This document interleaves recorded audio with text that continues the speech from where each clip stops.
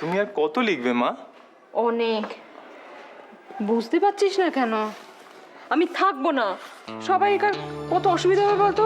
কোথায় কোনটা রাখা আছে কেউ জানে? সব আমি জানি। না লিখে রাখলে তখন তো তুই চেঁচাবি। তোর ওখানে গেলুম, গিয়ে দেখলি সারাক্ষণ এখানে ফোন করে করে কথা বলতে। সবার আগে তো মা ফোন করবে, হ্যাঁ রে রাধা, বাবার পাঞ্জাবি কোথায়, বাবার ওষুধ কোথায়। ছোটদা, হ্যাঁ ছোটদাও ফোন করবে, ওরা দা ব্যাংকের পাসবই পাচ্ছি না রে।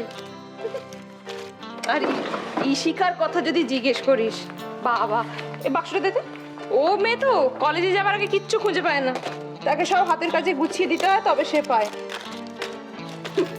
আর ঈশান তো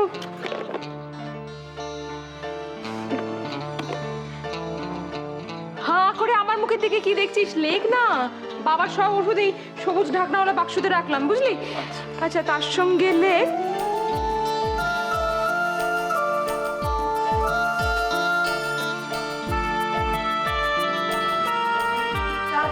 হ্যাঁ বড় বৌদি, কি হয়েছে গো?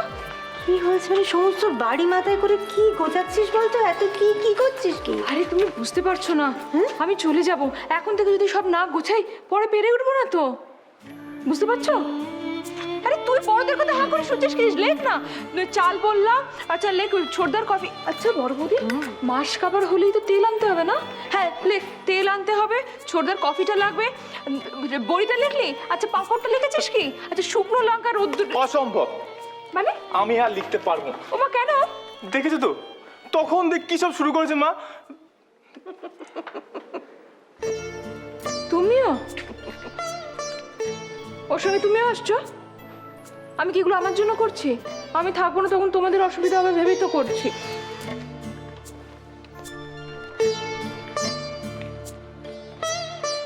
তুমি না থাকলে এবারে তো পুরো অচল হয়ে যাবে মা। তা ঠিক। তাই তোমরা দুজনেই আমার কথা মন দিয়ে শোনো। মা আমার সাথে যাবে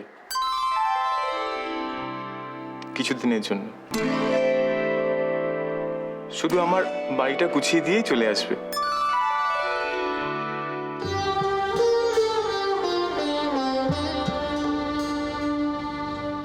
কি বলছিস কি তুই? ঠিকই বলছি বড় মা। আমি তো সবসময় বাড়ি থাকি না মা, খেলতে গেলে আমার 7-8 দিন লেগে যায় ফিরতে ফিরতে। তাই তোমার এই বাড়ি ছেড়ে কোথাও যেতে হবে না। দেখেছিস রাধা, তোর ছেলেটা কেমন বুঝদার হয়ে উঠেছে রে।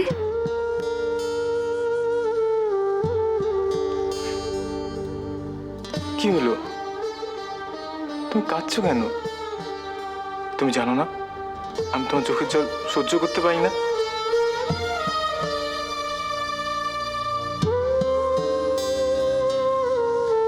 আজ তোর মা দুঃখে কাঁদছে না রে কমল।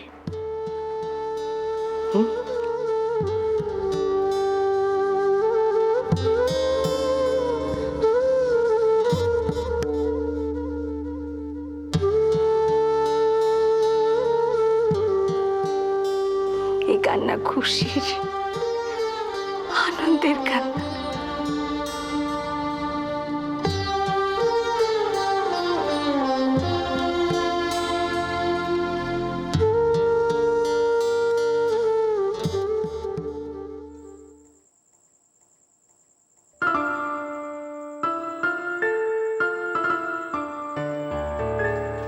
ছোট বৌদি, দাদার অবস্থা দেখছো?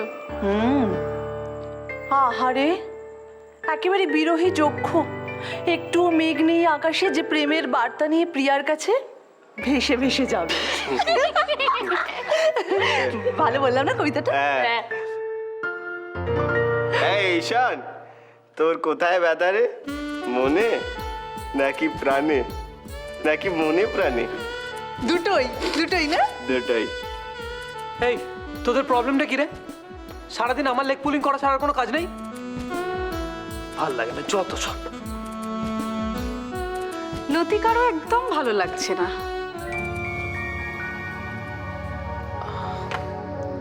কোথায় গেছো? ও তো বাড়ি ছেড়ে পালিয়ে গেছে দাদা। কি হ্যাঁ সত্যি বলছি।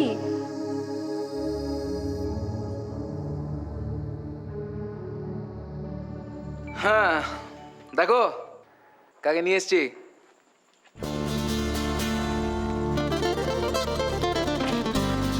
আরে সোনা,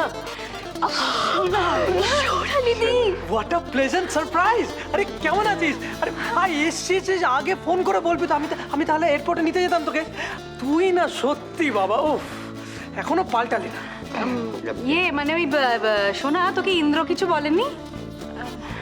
হ্যাঁ আমাকে সব কথা বলেছে, আমাকে বড় মাও সব ফোনে বলে দিয়েছে। এই দাদা ভাই তোকে কি বলেছে রে? এই তুই সবসময় আমাকে নিয়ে চর্চা করিস কেন? হ্যাঁ তোর প্রবলেমটা কি? হ্যাঁ আরে আরে বাবা, দাদা কিচ্ছু বলেনি, জাস্ট আমাকে এটাই জিজ্ঞাসা করছিল যে আমি কালকে তোদের সঙ্গে পিকনিক যেতে পারবো কি পারবো না, সেটাই। হ্যাঁ হ্যাঁ হ্যাঁ সোনালি চলো না খুব মজা হবে, বলো? হেবি মজা হবে। হ্যাঁ হ্যাঁ খুব মজা হবে। আর এমনিতেও আমি ছাড়া তো পিকনিকটাই ইনকমপ্লিট হয়ে যাবে, তাই না ঈশান? হ্যাঁ হ্যাঁ বাট ওই আগের বারের মতো কিন্তু আমি একা যাচ্ছি না। আগের বার মানে? আগে কবে? আরে আগের বার মানে পরের বার না। এইটাই আরে এই ধরুন একটা ওকে মানে বই দাও তো, সব কথা আজকাল মানে কিছুই বুঝতে পারে না।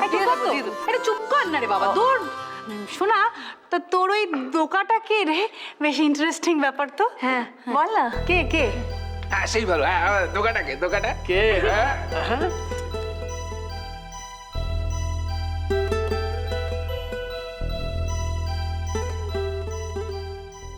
হ্যাঁ বলিস কি? এই জেলে গেলি আবার পিকনিক? সত্যি দিদি, তুই ঈশানদার জন্য আর কি কি করবি বলতো? এইটুকু তো করতেই হবে, এইটুকু না করে তো আর উপায় নেই। তুই বল, এইটুকু কষ্ট করব না আমি আমার নিজের বরের জন্যে? তোমরা এইসব কথা বাদ দেবে, বলো তোমরা পিকনিকে আসবে তো, আমি কিন্তু কোনো অজুহাত শুনতে চাই না, ব্যাস। আমার তো না, মানে I will try my best. কিন্তু আচ্ছা লাবণ্য, তুই তো যেতেই পারিস। যেতেই পারে না, যেতেই হবে। গতবার বাবা পেট খারাপ করে ওই পেটের গোলমাল বাঁধিয়ে কি যে ঝামেলা করলি, যেতেই পারলি না। সারাদিন বাড়িতে বসে ঠাম্মার তৈরি আরো খেতে হয়েছিল। কাকিমা কিন্তু তোদের নিয়মিত ফোন করে খোঁজ খবর নেন। আমি জানো বাবা, আমি সত্যি ভেবেছিলাম যে এবার একবার ঈশানকে নিয়ে ঠাম্মির কাছে, ঠাম্মির বাড়ি যাব। খুব খুশি হতেন গেলে, খুব খুশি হতেন। আর কি জানিস, ওই সুচিবাবুর বাতিকটা বাদ দিলে মানুষটা কিন্তু বড্ড ভালো। সুচিবাই বাতিকার আছে কোথায়? দিদির অসুখের সময় তো সব পালিয়ে গেছে। আর যাই বলি, ঠাম্মির অবদান আমি কিছুতেই শোধ করতে পারবো না। আমি যা ঋণী ঠাম্মির কাছ থেকে। সত্যি কথা বলতে কি, আমার অসুখের সময় ঠাম্মি আমার ঘরে নিজের ঠাকুরের বেদি প্রতিষ্ঠান করে যে উপকার করেছেন না, সেটা আমি কোনোদিনও ভুলতে পারবো না। ভোলা যায় না। তার কারণ এটা তো আর অস্বীকার করা যায় না যে আজ শুধুমাত্র ঠাম্মির জন্যে আমি ও ঘরে যেতে পারি, ধূপ দেখানোর অজুহাতে।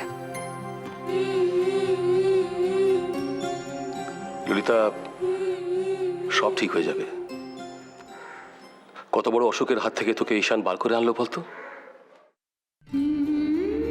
তুইও পারবি ঈশানকে ভালো করে তুলতে পারবি রে মা।